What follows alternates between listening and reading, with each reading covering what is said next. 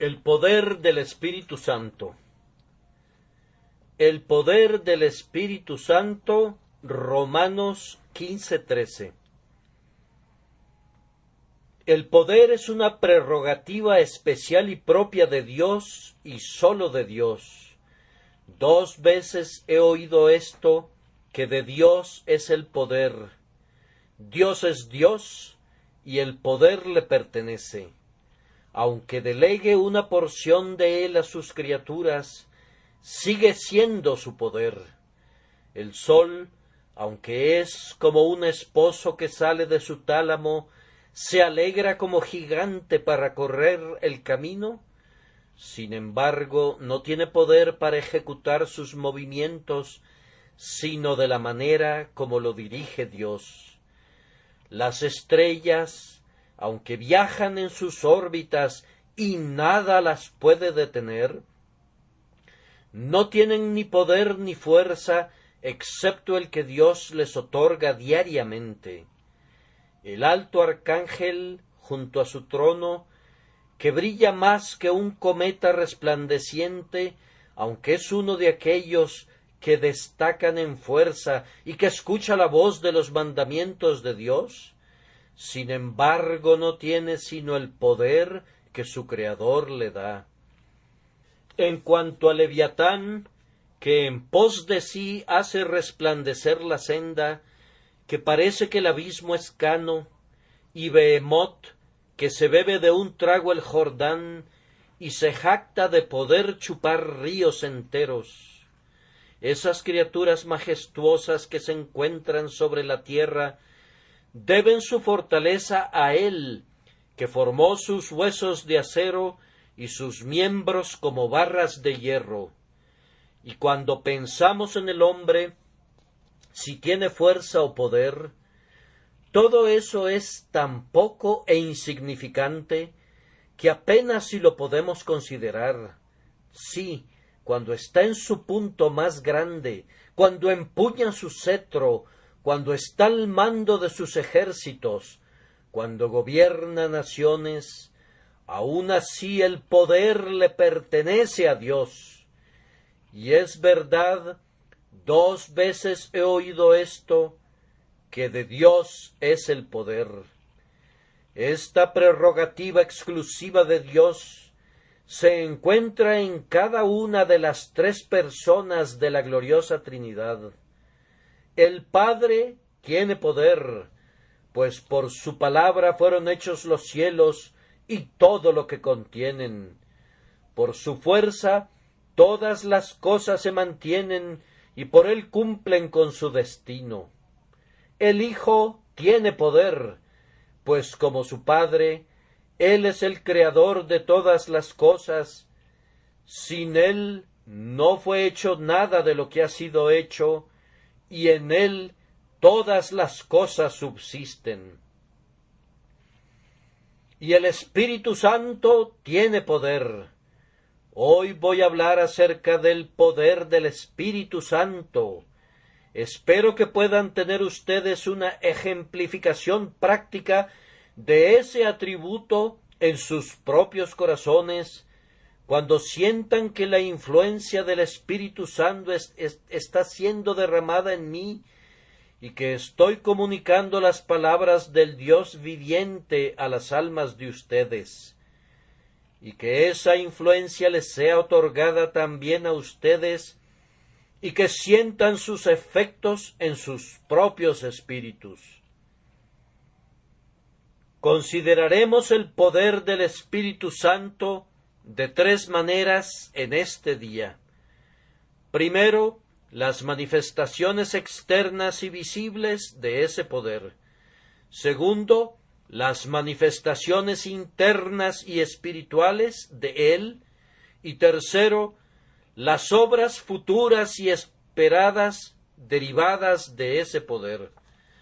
Confío que de esta manera el poder del Espíritu se hará presente claramente en las almas de ustedes. Primero, entonces, debemos ver el poder del Espíritu en sus manifestaciones externas y visibles. El poder del Espíritu no ha estado inactivo, ha estado trabajando. Mucho ha sido hecho ya por el Espíritu de Dios, más de lo que pudiera haber sido logrado por ningún ser, excepto el infinito, eterno, todopoderoso Jehová, de quien el Espíritu Santo es una persona. Hay 4 obras que son los signos externos y manifiestos del poder del Espíritu: las obras de creación, obras de resurrección, obras de testimonio y las obras de gracia. De cada una de estas obras hablaré brevemente. Primero, el Espíritu ha manifestado la omnipotencia de su poder en las obras de la creación, pues aunque no se menciona frecuentemente en la Escritura, sin embargo, algunas veces la creación es atribuida al Espíritu Santo, así como también al Padre y al Hijo. La creación de los cielos se nos dice que es la obra del Espíritu de Dios. Esto lo verán de inmediato en las Sagradas Escrituras. Job 26:13. Su espíritu adornó los cielos, su mano creó la serpiente tortuosa. Se dice que todas las estrellas del cielo fueron colocadas en lo alto por el Espíritu, y una constelación particular llamada la serpiente tortuosa es señalada especialmente como el trabajo de sus manos.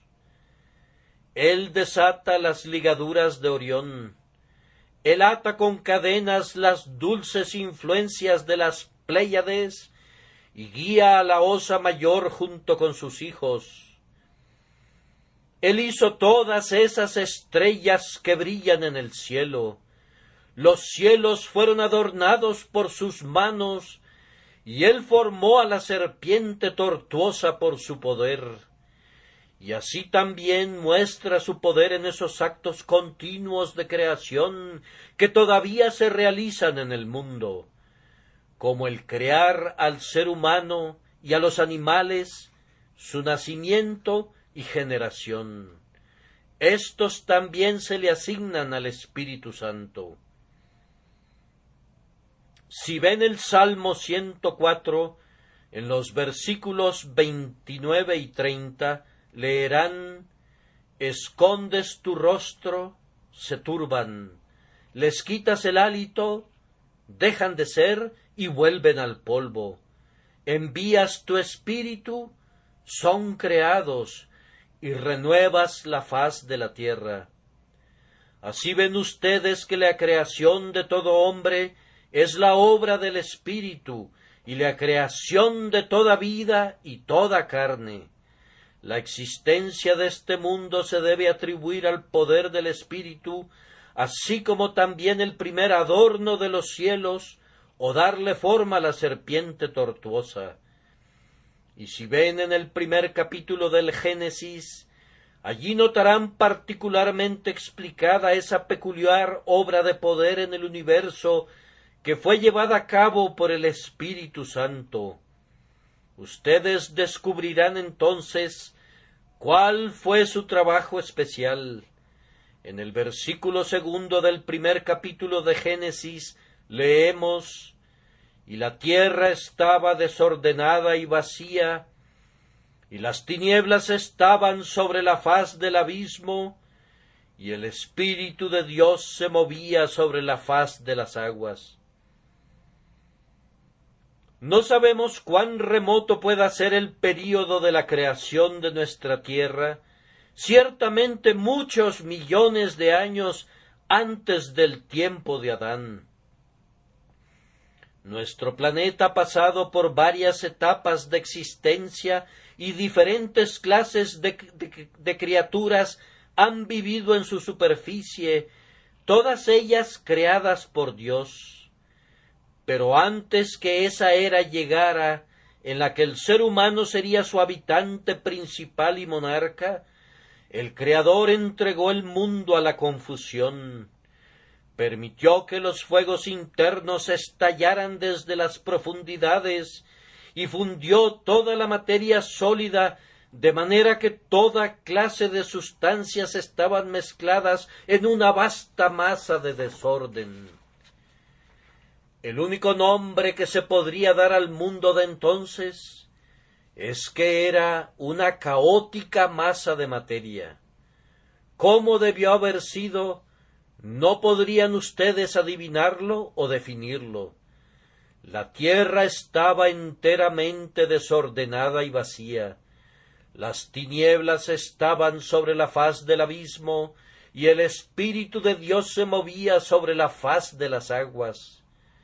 Llegó el Espíritu, y extendiendo sus anchas alas, ordenó a las tinieblas que se dispersaran, y al volar él sobre la tierra, todas las diferentes porciones de materia se colocaron en sus lugares, y ya no fue desordenada y vacía. Se volvió redonda como sus planetas hermanos y se puso en movimiento, cantando elevadas alabanzas a Dios, no de manera discordante como lo había hecho antes, sino como una grandiosa nota en la vasta escala de la creación. Milton describe muy bellamente este trabajo del Espíritu que establece el orden donde hay confusión, cuando el Rey de la Gloria, en su poderosa palabra y espíritu, vino para crear nuevos mundos. Sobre el piso celestial se detuvieron, y desde la orilla contemplaron el vasto inmensurable abismo, tempestuoso como un mar, sombrío, desolado, salvaje, conmocionado hasta el fondo por vientos furiosos y por olas hinchadas como montañas, al asalto de las alturas del cielo para mezclar el polo con lo profundo. Silencio, ustedes, olas perturbadas, y tú, abismo, paz, dijo la palabra que todo crea. Pongan fin a sus discordias. Entonces sobre las aguas calmadas el Espíritu de Dios extendió sus alas creadoras e infundió virtud vital y calor vital a través de toda la masa fluida. Esto, vean ustedes, es el poder del Espíritu. Si hubiéramos visto a esa tierra en toda su confusión, hubiéramos dicho, ¿quién puede hacer un mundo de todo esto?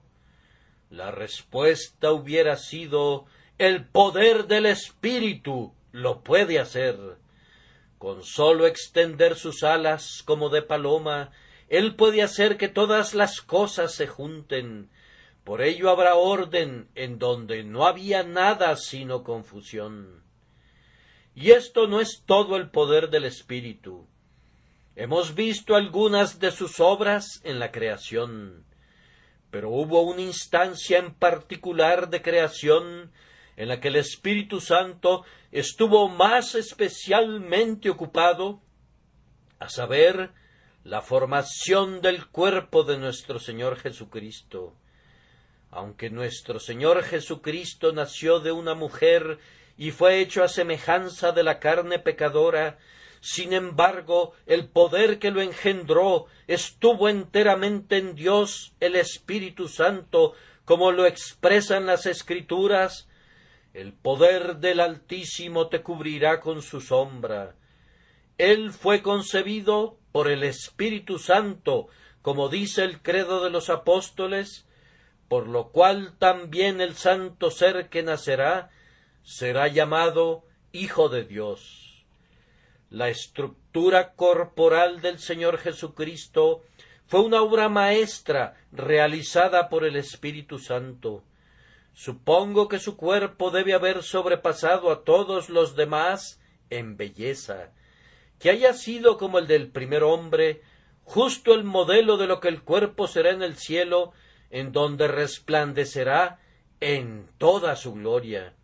esa estructura en toda su belleza y perfección fue modelada por el Espíritu. En su libro estaban diseñados todos sus miembros cuando todavía no habían sido creados. Él lo modeló y lo formó. Aquí, pues, tenemos otro ejemplo de la energía creativa del Espíritu. Una segunda manifestación del poder del Espíritu Santo se encuentra en la resurrección del Señor Jesucristo. Si alguna vez han estudiado este tema, pueden haberse sentido desconcertados al hallar que algunas veces la resurrección de Cristo se le atribuye a Él mismo. Por su propio poder y divinidad, Él no podía haber sido detenido por los lazos de la muerte, pero como Él voluntariamente entregó su vida, tenía poder para retomarla. En otra parte de la Escritura encontramos que la resurrección es atribuida a Dios el Padre, le levantó de los muertos, exaltado por la diestra de Dios, y así otros muchos pasajes similares. Pero también se dice en la Escritura que Jesucristo fue levantado de entre los muertos por el Espíritu Santo. Ahora bien, todas esas cosas son ciertas.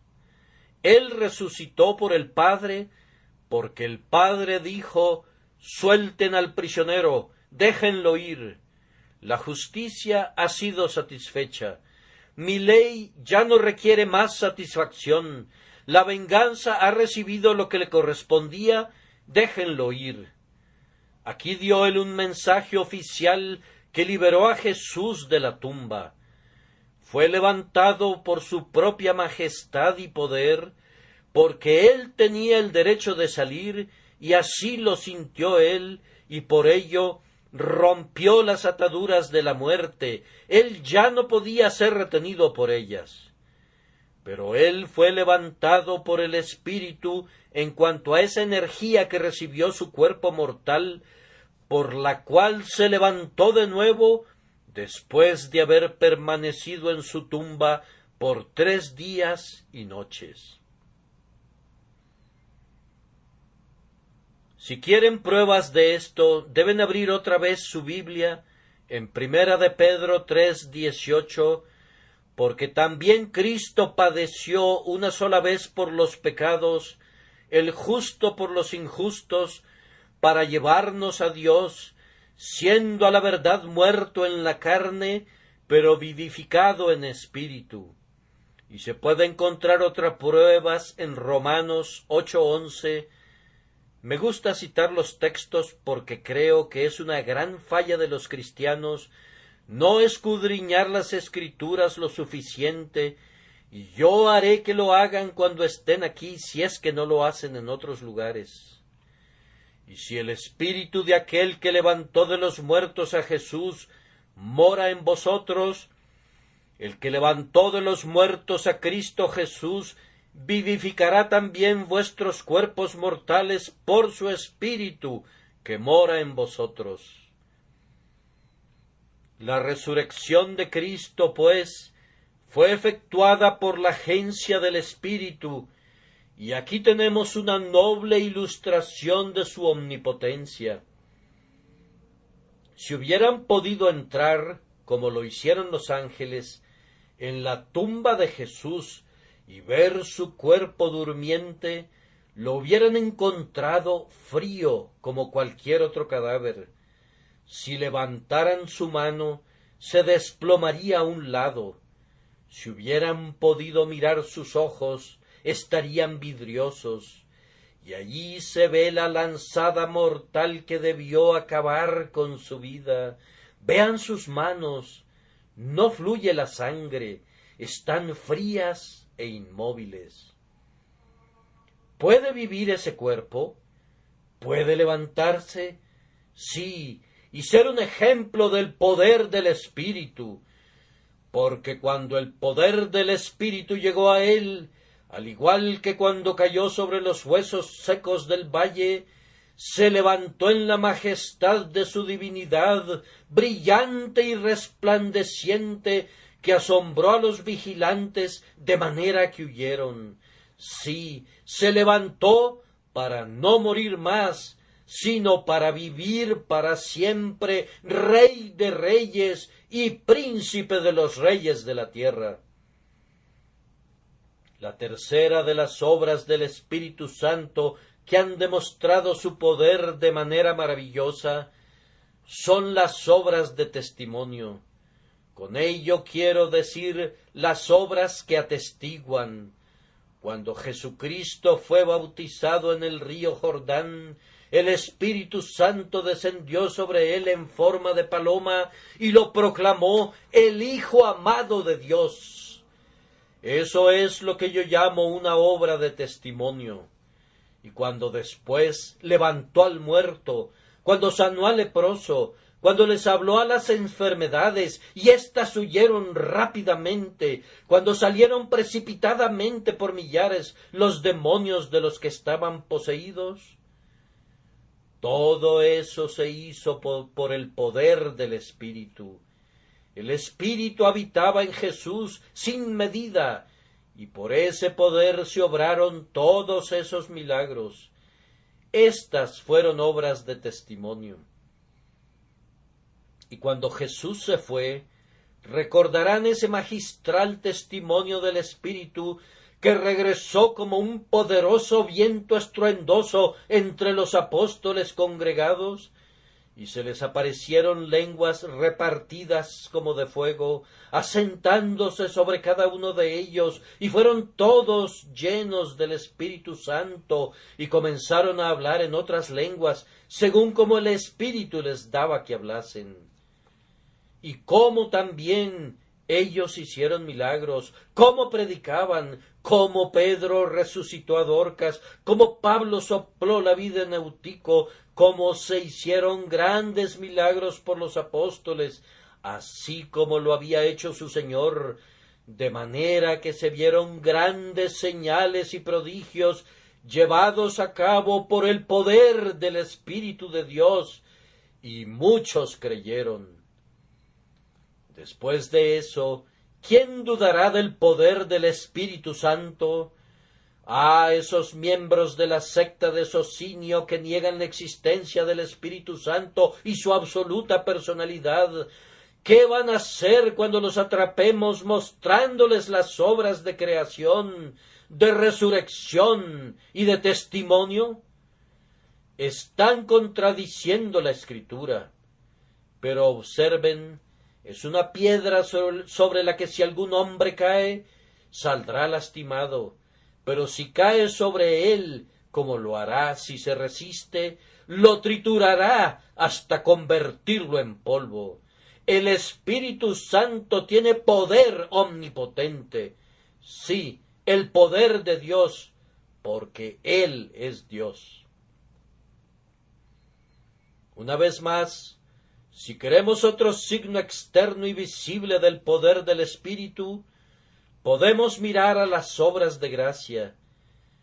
Vean una ciudad donde un adivino tiene el poder que ha proclamado él mismo como una gran persona. Un cierto Felipe entra y predica la palabra de Dios, y enseguida Simón el mago pierde su poder, y él mismo busca para sí el poder del Espíritu, imaginando que puede comprarse con dinero. Vean en tiempos modernos un país en donde los habitantes viven en miserables tiendas hechas de paja y se alimentan de reptiles y de otras criaturas semejantes. Obsérvenlos cómo se inclinan ante sus ídolos y cómo adoran a sus falsos dioses, y cómo están tan hundidos en la superstición y tan degradados que se llegó a debatir si tenían alma o no. Vean a un Robert Moffat, misionero en Sudáfrica por más de 50 años, que va con la palabra de Dios en su mano que él mismo tradujo al lenguaje de los bechuanas, óiganlo predicar con la capacidad de expresión que le da el Espíritu, acompañando esa palabra con poder. Ellos arrojan a un lado sus ídolos, odian y aborrecen sus costumbres anteriores, construyen casas en donde ellos habitan, se visten y ahora tienen una mente recta. Rompen el arco y parten la lanza en pedazos. La gente incivilizada se vuelve civilizada. El salvaje se vuelve educado. El que no sabía nada comienza a leer las Escrituras. De esta manera, por boca de aquellos que fueron salvajes, Dios atestigua el poder de su poderoso Espíritu. Tomen una casa en esta ciudad, y los podríamos llevar a muchas de esas casas. El padre es un borracho, un hombre que vive en una condición desesperada. Véanlo en su locura, y ustedes preferirían encontrarse con un tigre sin cadenas que con un hombre así. Da la impresión que él podría partir a un hombre en pedazos si llegara a ofenderlo. Observen a su esposa. Ella también tiene su voluntad, y cuando él la trata mal, le opone resistencia. Se han visto muchas peleas en esa casa, y a menudo el ruido que generan molesta a todo el vecindario. En cuanto a los pobres niños, véanlos en sus harapos y desnudez. Pobres pequeños ignorantes. ¿Ignorantes dije? Están siendo instruidos, y muy bien instruidos, en la escuela del demonio, y están creciendo para ser herederos de la condenación. Pero alguien a quien Dios ha bendecido por su Espíritu es guiado a esa casa. Tal vez solo se trata de un humilde misionero de la ciudad, pero le habla a ese hombre. Oh, dice, ven y escucha la voz de Dios. Y ya sea por su propio mensaje o por la predicación del ministro, la palabra, que es eficaz y poderosa, corta el corazón del pecador. Las lágrimas corren por sus mejillas como nunca se había visto antes. Tiembla y se estremece. El hombre fuerte se inclina. El hombre poderoso tiembla, y esas rodillas que nunca temblaron comienzan a tambalearse. Ese corazón que nunca se acobardó ahora comienza a temblar ante el poder del Espíritu. Se sienta en una humilde banca junto al penitente, deja que sus rodillas se doblen, mientras que sus labios pronuncian la oración de un niño, pero aunque es la oración de un niño, es la oración de un hijo de Dios. Le cambia su carácter. Observen el cambio en su casa. Su mujer se vuelve una señora decente. Esos niños son el crédito de la casa, y a su debido tiempo crecen como ramas de olivo alrededor de su mesa, adornando su casa como piedras preciosas. Si pasan por esa casa, no escucharán ruido ni peleas, sino cánticos de Sión. Véanlo, no más orgías de borracho. Ha vaciado su última copa y ahora, renunciando a lo anterior, viene a Dios y es su siervo. Ahora ya no escucharán a la medianoche el grito de las bacanales, pero si se oyera un ruido, sería el sonido de un solemne himno de alabanza a Dios. Y entonces, ¿acaso no hay algo así como el poder del Espíritu? Sí, y estos seres deben haberlo experimentado y visto. Conozco un pueblo que fue una vez el más profano de Inglaterra, un pueblo inundado de borrachos y de libertinos de la peor clase, donde era casi imposible que un viajero honesto se detuviera en una posada sin ser molestado por las blasfemias, un lugar notorio por sus incendiarios y por sus ladrones. Un hombre, el jefe de todos, escuchó la voz de Dios. El corazón de ese hombre fue quebrantado. Todos sus pandilleros vinieron también para escuchar la predicación del Evangelio y se sentaron y parecían reverenciar al predicador como si fuera un dios y no un hombre. Estos hombres fueron cambiados y reformados, y todo aquel que conoce ese lugar afirma que un cambio así no hubiera podido ocurrir nunca, sino sólo mediante el poder del Espíritu Santo. Dejen que se predique el Evangelio y que sea derramado el Espíritu, y verán que tiene un poder tal como para cambiar la conciencia, para mejorar la conducta, para levantar al degradado, para castigar y reprimir la maldad de la raza, y ustedes deben gloriarse en eso. Digo, nada hay como el poder del Espíritu. Tan solo déjenlo entrar y seguramente todo puede lograrse. Ahora, el segundo punto, el poder interior y espiritual del Espíritu Santo. Lo que ya he mencionado puede ser visto. De lo que estoy a punto de hablar debe ser sentido, y ningún hombre entenderá verdaderamente lo que digo a menos que lo sienta. Lo visible, aun el infiel debe confesarlo. Lo visible, el más grande blasfemo no puede negarlo. Habla la verdad, pero de este poder interior alguien se reirá con entusiasmo y otro dirá que no es sino la invención de nuestras fantasías febriles. Sin embargo, tenemos una palabra de testimonio más segura que todo lo que ellos puedan decir. Tenemos un testigo en nuestro interior. Sabemos que es la verdad y no tenemos miedo de hablar del poder interno espiritual del Espíritu Santo. Observemos 2 o 3 cosas en las que el poder interior y espiritual del Espíritu Santo se puede ver muy grandemente y alabarlo. Primero, el Espíritu Santo tiene poder sobre los corazones de los hombres. Ahora bien, los corazones de los hombres son difíciles de impresionar. Si quieres interesarlos en cualquier objeto mundano, lo puedes lograr.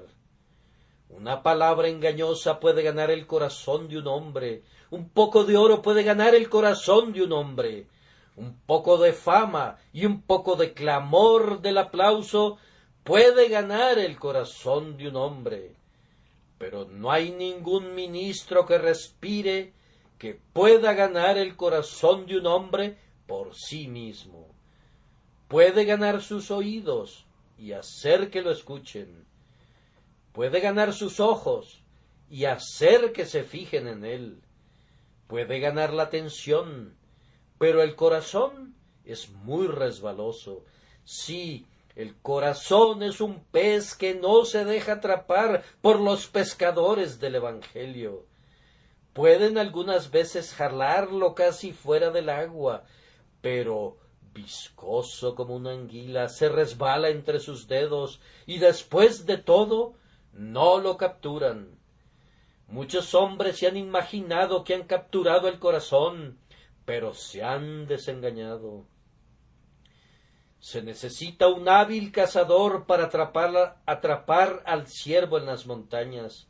Es demasiado rápido para que el pie humano pueda acercársele.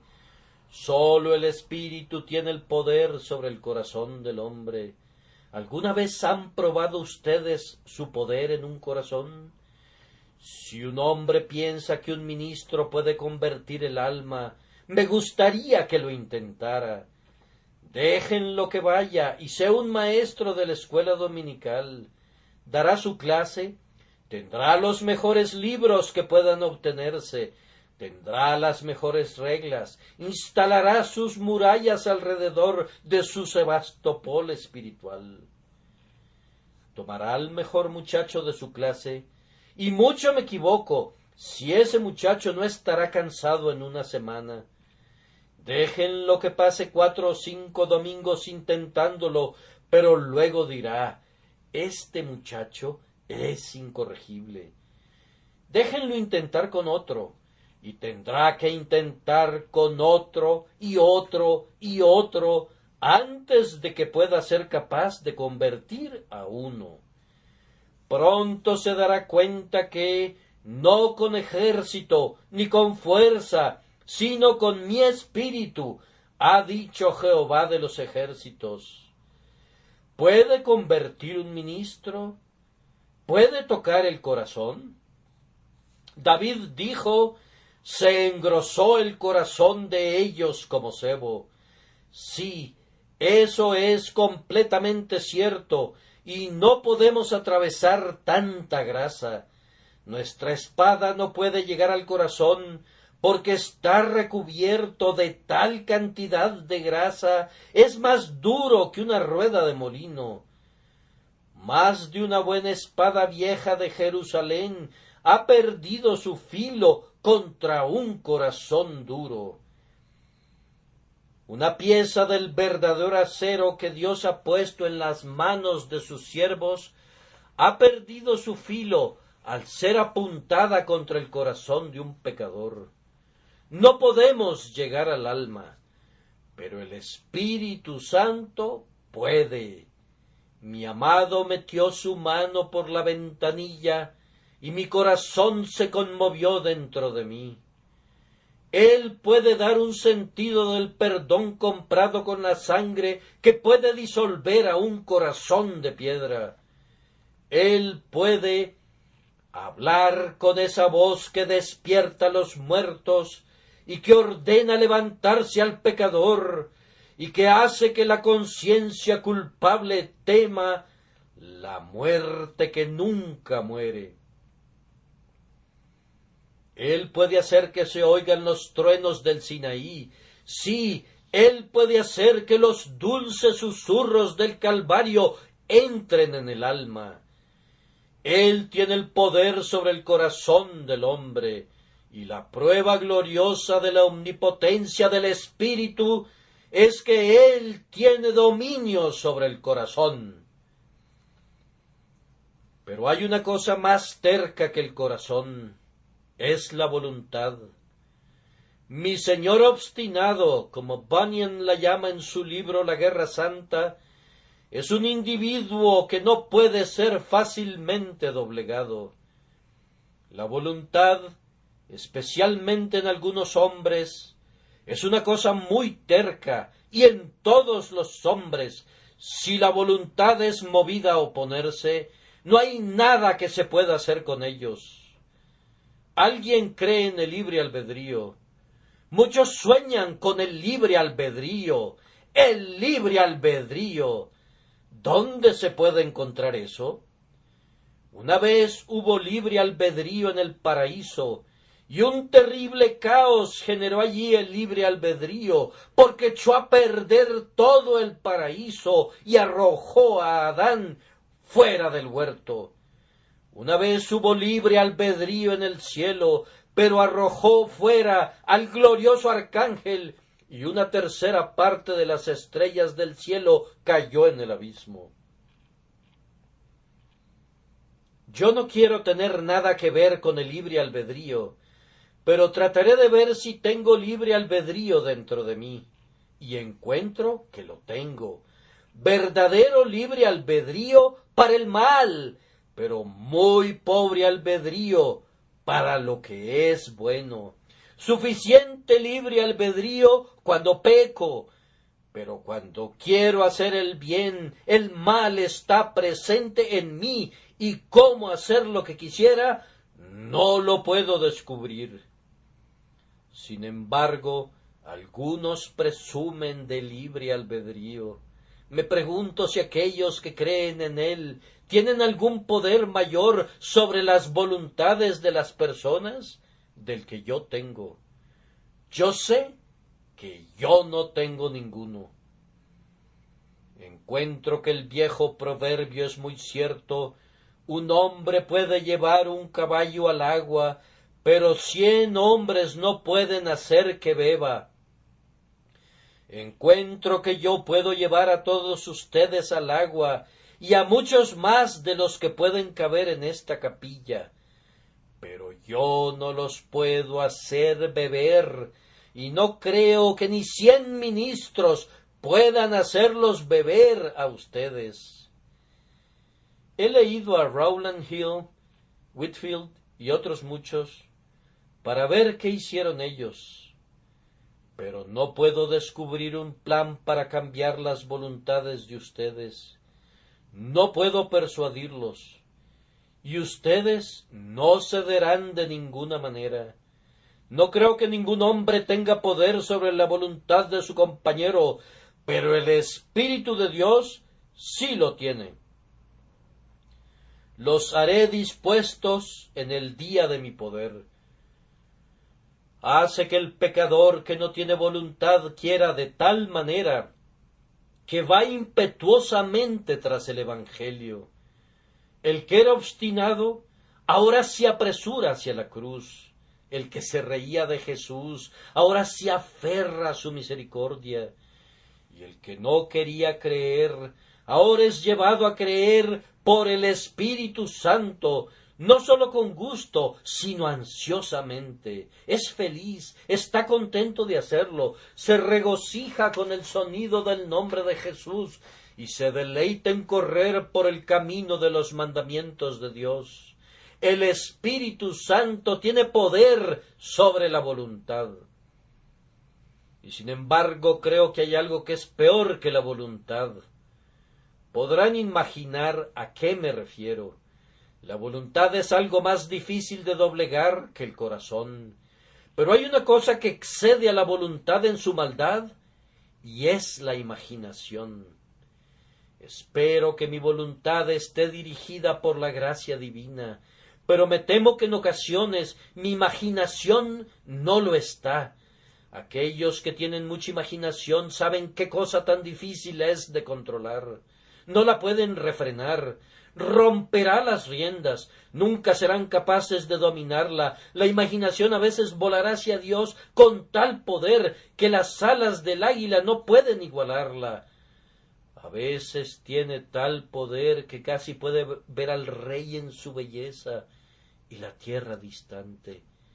En lo que a mí respecta, mi imaginación me lleva a veces sobre las puertas de hierro, a través de ese infinito desconocido, hasta las propias puertas de perlas, y descubrir al bendito glorificado.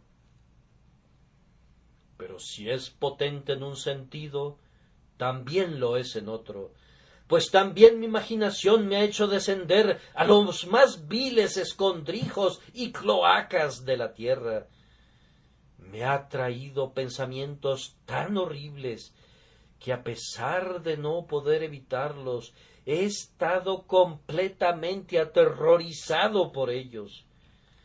Estos pensamientos vendrán, y cuando me siento en mi marco más santo, más devoto hacia Dios y más fervoroso en mi oración, a menudo sucede que es el preciso momento que estalla la plaga en su peor forma. Pero me gozo y pienso una cosa, que puedo clamar cuando esta imaginación viene a mí. Yo sé que se dice en el libro de Levítico que cuando se cometía un acto de maldad, si la muchacha clamaba contra él, entonces salvaba su vida. Así sucede con el cristiano. Si clama, hay esperanza. ¿Pueden encadenar la imaginación? No, pero el poder del Espíritu Santo sí puede. Lo hará, y ciertamente termina haciéndolo. Lo hace aún aquí en la tierra. Pero la última cosa es el futuro y los efectos deseados. Porque después de todo, aunque el Espíritu Santo ha hecho tanto, no puede decir todavía consumado es. Jesucristo pudo exclamar en lo que concierne a su propia labor, consumado es, pero el Espíritu Santo no puede decir eso, tiene todavía más que hacer, y hasta la consumación de todas las cosas, cuando el propio Hijo llegue a ser sujeto al Padre, el Espíritu Santo no dirá consumado es. ¿Qué es lo que tiene que hacer el Espíritu Santo? Primero, tiene que perfeccionarnos en la santidad. Hay dos clases de perfección que un cristiano necesita.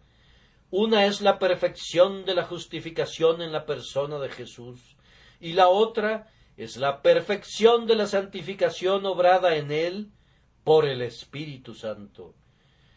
Por el momento la corrupción todavía descansa en los pechos de los regenerados. Actualmente el corazón es parcialmente impuro. Todavía tenemos lujurias e imaginaciones malvadas. Pero, oh, mi alma se regocija al saber que viene el día cuando Dios terminará el trabajo que ha iniciado y presentará mi alma no solamente perfecta en Cristo, sino perfecta en el Espíritu, sin mancha o defecto o nada parecido. Y es verdad que este pobre corazón depravado llegará a ser tan santo como el de Dios. Y este pobre espíritu que a menudo exclama, miserable de mí, ¿quién me librará de este cuerpo de pecado y de muerte? Este mismo pobre espíritu será libre del pecado y de la muerte. Y ya no oiré cosas malas que perturben mis oídos, y no tendré pensamientos impuros que perturben mi paz. Oh, feliz hora, que se apresure, justo antes de que yo muera, se habrá terminado la santificación, pero hasta ese momento no puedo tener la perfección en mí mismo. Pero en ese momento, cuando parta mi espíritu, tendrá su último bautismo en el fuego del Espíritu Santo, será puesto en el crisol para su última prueba en el horno. Y entonces, libre de toda escoria y fino como una barra de oro puro, será presentado a los pies de Dios sin el mínimo grado de escoria o mezcla. Oh hora gloriosa, oh momento bendito, pienso que deseo morir aunque no hubiera un cielo, si tan solo pudiera tener esa última purificación y salir de la corriente del río Jordán totalmente limpio después de ser lavado. Oh, ser lavado y quedar blanco, limpio, puro, perfecto. Ni un ángel será más puro de lo que yo seré. Sí, ni Dios mismo será más santo. Seré capaz de decir en un sentido doble, gran Dios, soy limpio, por medio de la sangre de Jesús soy limpio, y a través de la obra del Espíritu también soy limpio. ¿No debemos ensalzar el poder del Espíritu Santo que nos hace aptos para estar ante nuestro Padre en el cielo?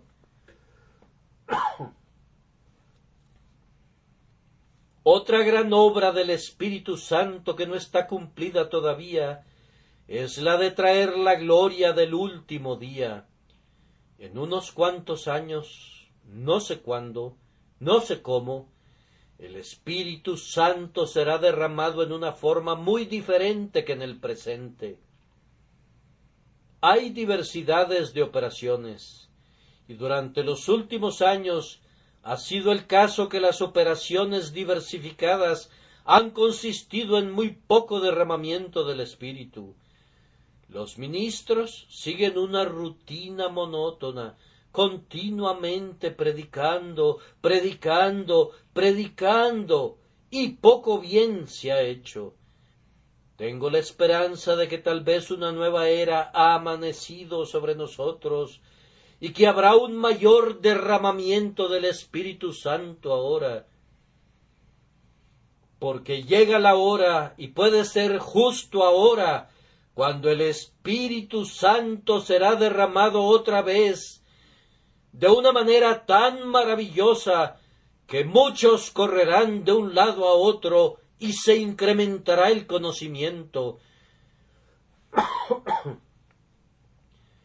El conocimiento del Señor cubrirá la tierra, así como las aguas cubren la superficie de los grandes abismos. Vendrá su reino, y su voluntad será hecha en la tierra como lo es en el cielo. No estaremos esforzándonos para siempre como Faraón, sin las ruedas de su carruaje. Mi corazón se alegra, y mis ojos brillan con el pensamiento de que muy probablemente viviré para ver cómo se vierte así el Espíritu cuando los hijos y las hijas de Dios otra vez profetizarán, y los jóvenes verán visiones, y los ancianos soñarán sueños. Tal vez no habrá dones milagrosos, porque no serán requeridos, pero sin embargo habrá tal cantidad milagrosa de santidad, tal extraordinario fervor de oración, tal real comunión con Dios, y tanta religión vital, y tanta difusión de las doctrinas de la cruz, que todo mundo verá que verdaderamente el Espíritu es derramado como agua, y las lluvias descienden de arriba. Oremos por eso, laboremos continuamente por eso, y busquemos lo de Dios.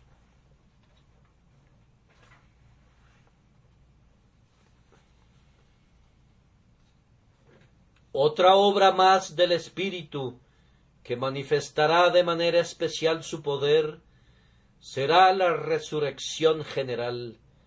Tenemos razón para creer por la Escritura que la resurrección de los muertos, aunque será efectuada por la voz de Dios y de su palabra, el Hijo, también será efectuada por el Espíritu. Ese mismo poder que levantó a Jesucristo de entre los muertos, también vivificará los cuerpos mortales.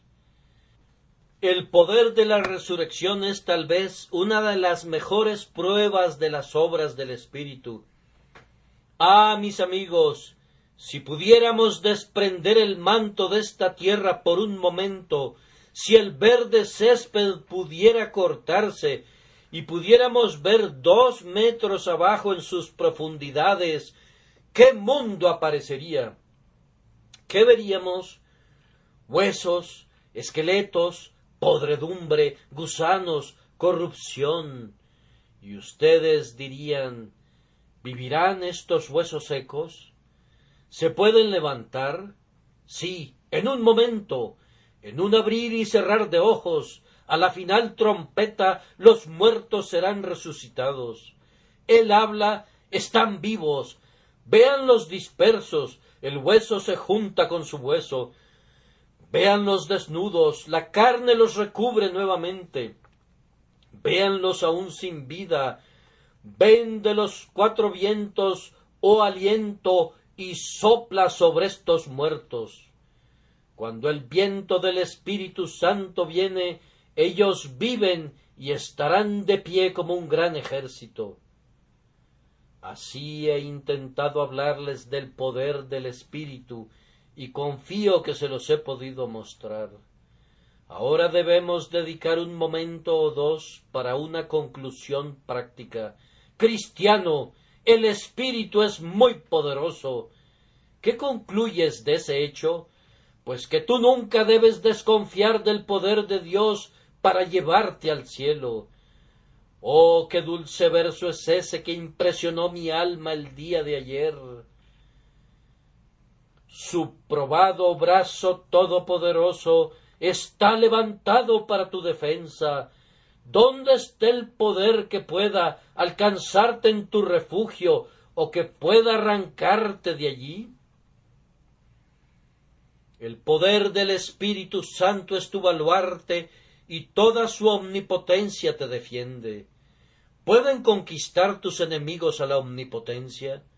Entonces pueden conquistarte. ¿Pueden luchar con la deidad y arrojarla al suelo? Entonces ellos pueden conquistarte. Pero eso no sucederá, porque el poder del Espíritu es nuestro poder, el poder del Espíritu es nuestra fortaleza.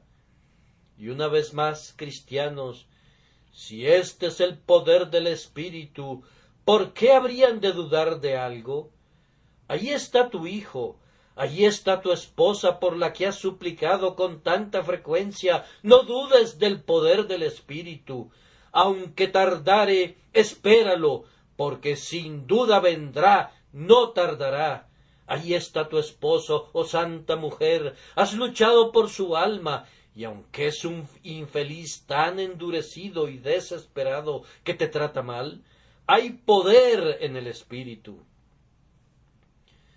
Oh ustedes que han salido de iglesias desoladas, con muy escasas hojas en el árbol, no duden que el poder del Espíritu los levante, porque será lugar donde descansen asnos monteses y ganados hagan majada, abierto pero deshabitado hasta que el Espíritu se derrame desde arriba. Y entonces el suelo árido será convertido en un estanque, y la sedienta tierra tendrá fuentes de agua.